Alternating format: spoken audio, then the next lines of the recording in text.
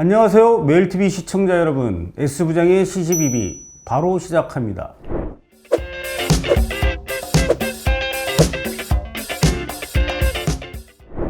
제20대 대통령으로 국민의힘 윤석열 후보가 당선되었습니다.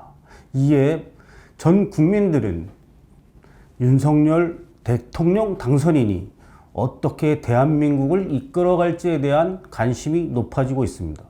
지금 현재로 대두되고 있는 청와대 집무실이나 그리고 이명박 대통령의 사면 이런 것들보다는 가장 중요하고 본질적인 것은 5년 동안의 임기 속에 윤석열 대통령 당선인이 어떻게 대한민국을 이끌어 나갈 것인가 이것이라고 저는 생각합니다. 이에 짧은 소견이지만 S부장이 그동안 생각해오고 많은 기사나 그리고 전문가들 속에서 흘러나온 이야기들을 모아서 윤석열 대통령께서 이끌어 나갈 국정 운영에 대해서 커다랗게 4가지 측면에서 한번 살펴보고자 합니다. 첫 번째로 제가 좀 제기하고 싶은 것은 법의 지배를 통한 자유민주주의 체제 강화입니다. 윤석열 대통령 당선인은 문재인 정부 시절 법무부로부터의 억압 아니면 탄압 이런 뭐라고 할까요? 그러니까 견제를 받았을 때 검찰총장 시절이죠. 그래서 신임 검사 임관식에서 이런 말을 했습니다. 우리 헌법의 핵심 가치인 자유민주주의는 평등을 무시하고 자유만 중시하는 것이 아니다. 민주주의라는 허울을 쓰고 있는 독재와 전체주의를 배격하는 진짜 민주주의를 말하는 것이다. 그러면서 자유민주주의는 법의 지배를 통해서 실현된다고 강조했습니다. 그러니까 법에 의한 지배가 아니라 법의 지배. 영어로 얘기하면 rule of law라고 할 수 있죠. 그러니까 rule by law가 아니라 rule of law, 법의 지배를 말하는 겁니다. 이러한 부분은 전체주의나 독재 시대에서 정적을 제거하거나 통치로서 법을 활용한 통치에 기여하는 이러한 정치가 아니라 법치주의를 실현하려면 법에 의한 지배를 하야만 한다고 강조한 것이죠.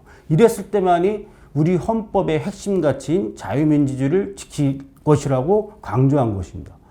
이렇게 검찰총장 시절에 신인 검사들 앞에서 이러한 말을 전달한 것은 앞으로 대한민국을 이끌어 나가는 데 있어서 가장 중요한 원칙이 될 수 있는 법의 지배 실현을 누구보다도 실천해 주기를 당부드리고 싶습니다.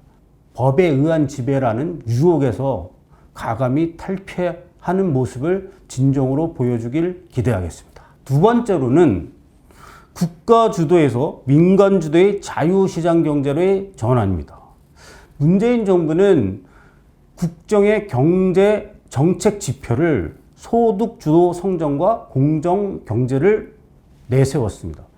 또 다른 축으로는 혁신 성장이란 정책도 추진됐지만 소득 주도 성장이라는 경제 정책이 핵심 주류 경제 정책으로 여기면서 최저임금의 급격한 인상, 나눠주는 사회복지 확대, 그리고 기업인과 기업보다 노조를 우대하는 등의 정책을 추진하면서 많은 갈등과 그리고 경제 성장이라는 부분, 그리고 복지에 대한 부분, 그리고 소득 주도와 성장을 통한 소득 분배, 이러한 논란들을 일으켰는데요.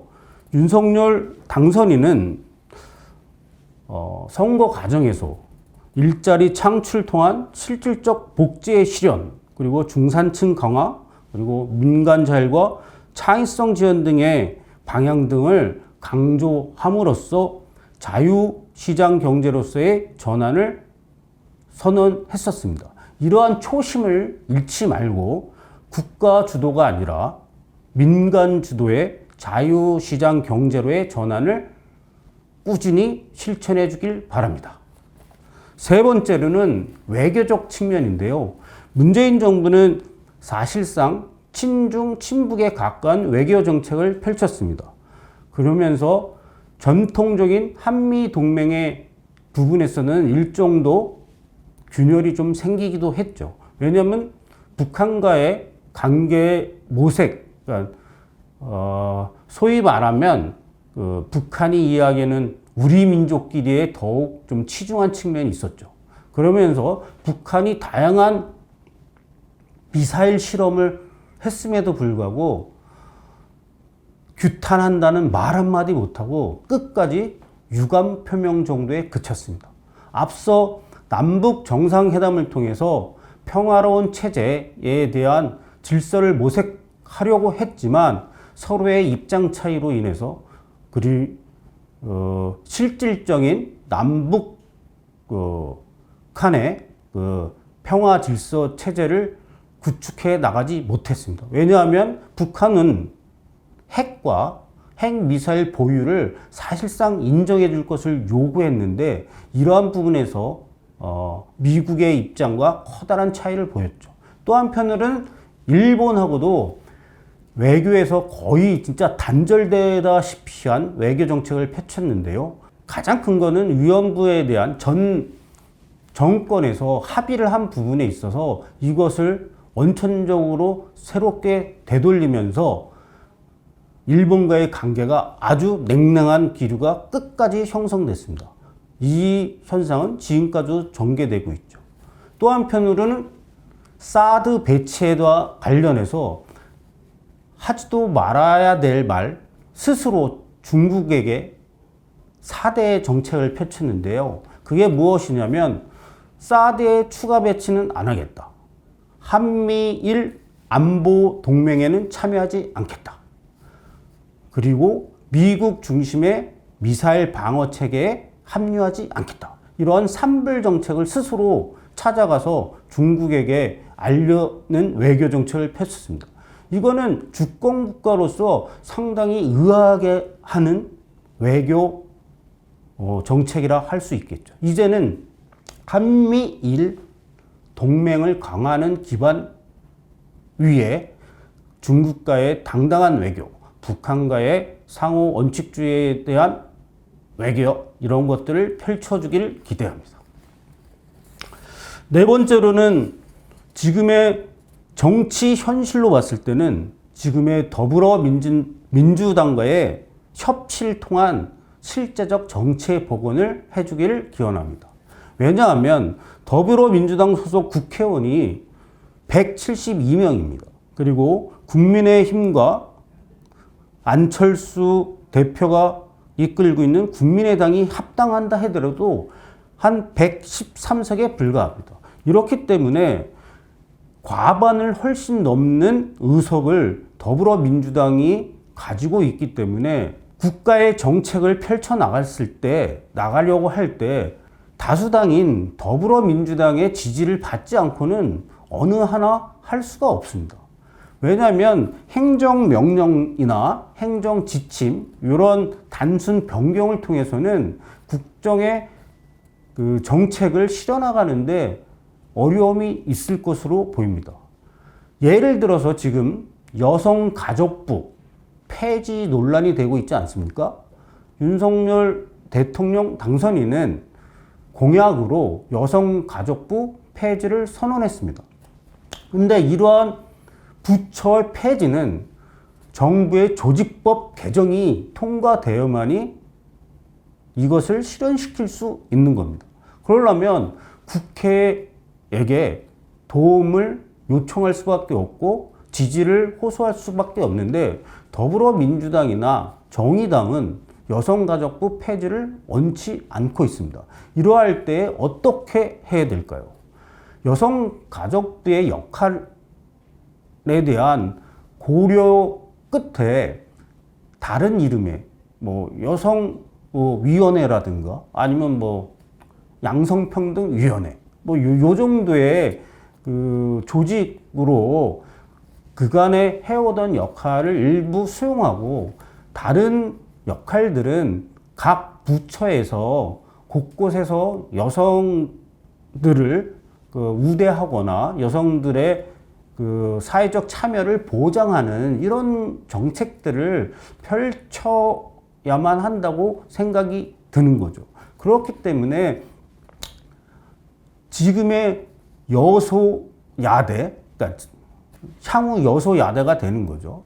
더불어민주당과의 협치를 하지 않고는 상당한 국정 운영에 어려움이 있기 때문에 실질적인 협치에 대한 묘안들, 모색들을 하여야 한다고 봅니다.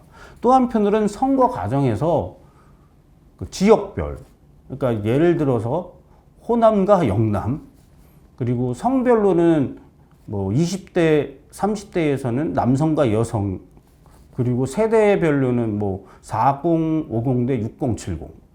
여기에서는 엄청난 지지가 아주 쫙 갈리지 않았습니까?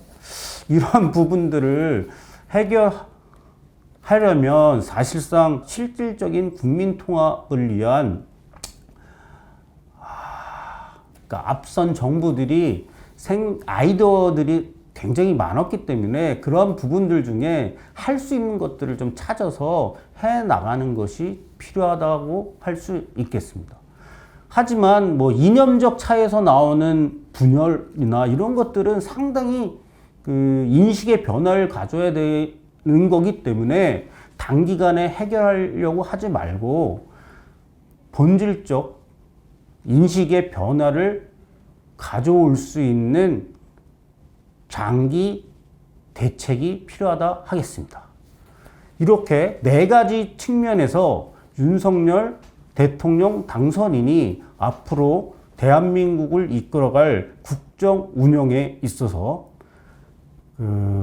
고심 속에 실천할 제안들을 감히 S부장은 해봅니다. 오늘 방송이 좋으셨다면 좋아요, 그리고 아직 구독을 하지 않고 시청하신 구독 예정자는 꼭 구독해 주시기 바랍니다. 감사합니다.